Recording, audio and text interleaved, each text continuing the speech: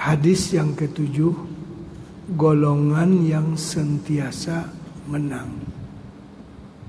Jadi ada golongan yang dijaga oleh Allah Subhanahu wa taala di dunia ini dan sentiasa diberikan kemenangan kepada mereka, yaitu golongan pejuang-pejuang Islam yang mempertahankan agama ini sampai ke akhir zaman.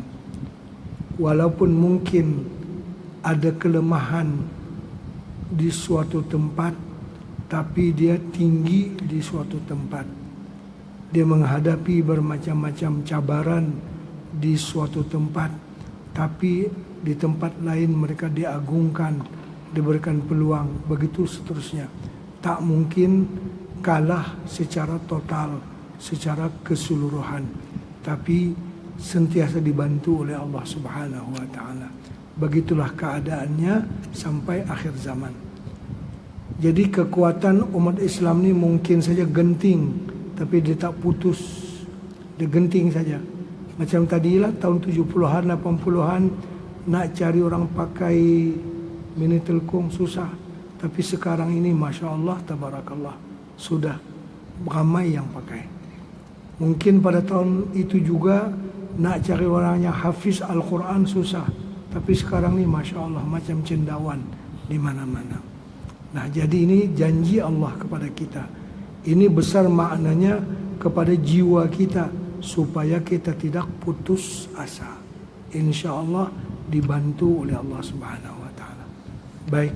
Anil Mughirah bin Syu'bah radhiyallahu taala anhu, anin Nabi sallallahu alaihi wasallam, la yazalu ta'ifatun min ummati zahirina hatta ya'tiyahum amrullah wa hum zahirun. Terus artinya daripada Mughirah bin Syu'bah radhiyallahu anhu, beliau berkata, Rasulullah sallallahu alaihi wasallam bersabda, sentiasa ada di kalangan umatku ini golongan yang sentiasa menang dalam perjuangan mereka, sehingga sampailah pada suatu waktu yang dikehendaki oleh Allah Subhanahu wa taala, mereka sentiasa menang. Masa yang dikehendaki oleh Allah itu dekat kiamat lah. Allah Subhanahu wa taala telah menjadikan umat Islam ini umat yang terakhir sekali. Oleh sebab itu Allah Subhanahu wa taala berjanji akan memelihara kitabnya, yakni Al-Quran, dan berjanji untuk melahirkan generasi demi generasi yang akan memikul tugas dakwah, supaya golongan mukminin sentiasa wujud di atas permukaan bumi ini. Ada lagi satu janji Allah, setiap 100 tahun itu ada mujaddid dari kalangan umat ini. Mujaddid itu orang yang memperbaharui, bukan buat agama baru, tidak. Artinya orang yang menanamkan semangat baru kembali kepada agama Islam.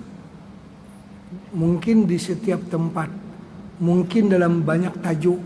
Yang ini pembaharu dalam ilmu hadis, ini pembaharu dalam dakwah, ini pembaharu dalam pendirian pondok-pondok pesantren, begitu. Ada bagian-bagian yang tertentu. Ada juga pembaharu di segi hal-hal yang menyeluruh, seperti Khalifah Umar bin Abdul Aziz dikatakan pembaharu di akhir abad yang pertama. Imam kita Syafi'i pembaharu di akhir abad yang kedua. Imam Al-Ghazali pembaharu di akhir abad yang kelima. Begitu seterusnya. Ada saja ulama-ulama yang dipilih oleh Allah Subhanahu wa taala. Dalam perjuangan Islam ini kalau kalah terus pun nanti orang hilang percaya. Orang kata mana? Mungkin tak betul nih. Kalah sedia.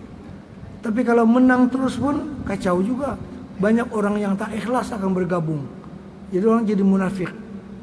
Jadi kadang-kadang diberikan kemenangan, kadang-kadang diberikan kekalahan. Semuanya adalah menang pada artinya, pada hakikatnya. Karena orang yang berperang kalau dia mati syahid itu dia menang. Siapa kata dia kalah? Ya kan dia menang. Cuma menang di akhirat, di dunia nampak kalah. Ya kan? Kalau sudah menang juga artinya menang di dunia dan menang di akhirat.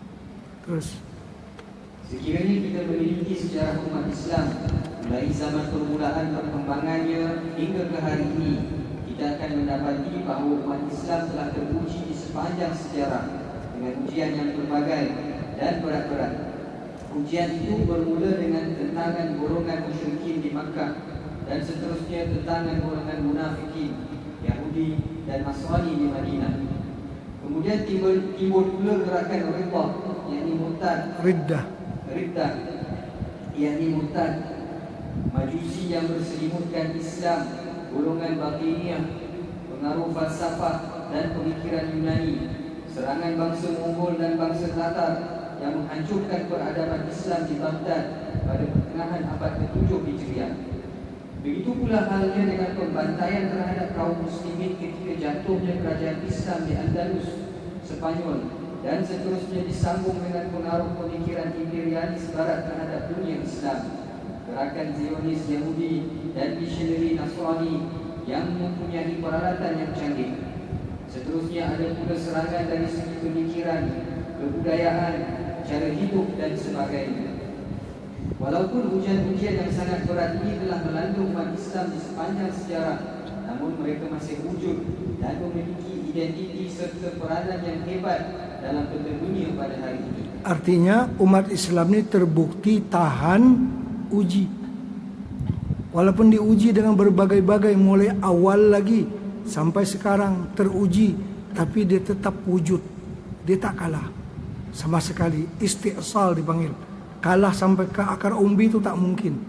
Mungkin dia kalah pada beberapa hal, tapi tak lama dia patah balik. Yang hebat seperti di Baghdad, kan waktu itu umat Islam kalah luar biasa dengan bangsa Mongol. Yang terbunuh saja pada zaman itu lebih daripada 2 juta orang Baghdad. Bangkai manusia dilempar ke laut Dajlah,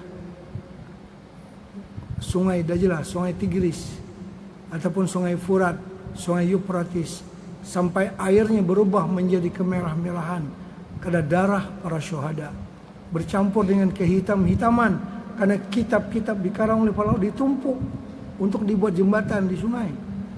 Masya Allah, satu perlekehan kepada Islam luar biasa. Tapi tak berlalu setengah abad, bangsa Mongol itu hampir semua masuk Islam. Yang dia masuk menghinakan Islam, menjajah Islam, akhirnya dia pula yang menjadi pembela kepada Islam. Apa rahasianya? Itulah rahasia Islam itu sendiri tadi. Dia mempunyai suatu kekuatan yang dianugerah oleh Allah Subhanahu wa taala. Kalau kita baca sejarah, ini banyaknya perjuangan kaum sufi yang banyak memperbaiki mereka, sehingga bangsa Mongol yang bengis menjadi kuat beragama. Terus tidak dinafikan ada di kalangan umat Islam sekarang ini yang tidak memperdulikan tentang hal-hal keagamaan. Namun masih banyak di kalangan mereka golongan yang bersungguh-sungguh untuk mempelajari ilmu agama dan berjanji setia untuk memperjuangkannya. Artinya ada di kalangan mereka yang tidak peduli tentang hal-hal agama, tapi tak sedikit juga orang yang sebaliknya begitu. Terus begitu juga halnya, walaupun banyak di kalangan umat Islam yang telah hancur akhlaknya, namun masih banyak lagi di kalangan mereka golongan yang berakhlak tinggi dan berbudi pekerti yang luhur. Biarpun syiar-syiar Islam diinjak-injak di beberapa buah tempat, namun di tempat lain syiar-syiar Islam masih lagi gagah dan teguh. Walaupun aktivis-aktivis Islam ditindas dan diseksa di suatu tempat, namun di tempat lain mereka masih disanjung dan dihormati. Begitulah seterusnya umat Islam tidak akan lenyap dari permukaan bumi ini sehingga sampai pada suatu waktu yang dikehendaki oleh Allah Subhanahu wa taala. Maka pada waktu itu Allah Subhanahu wa taala akan mematikan semua orang Islam dengan tiupan angin yang lembut yang datang dari negeri Yaman. Lalu yang tinggal setelah itu hanyalah orang yang jahat, yakni orang kafir. Maka pada waktu itulah kiamat akan terjadi.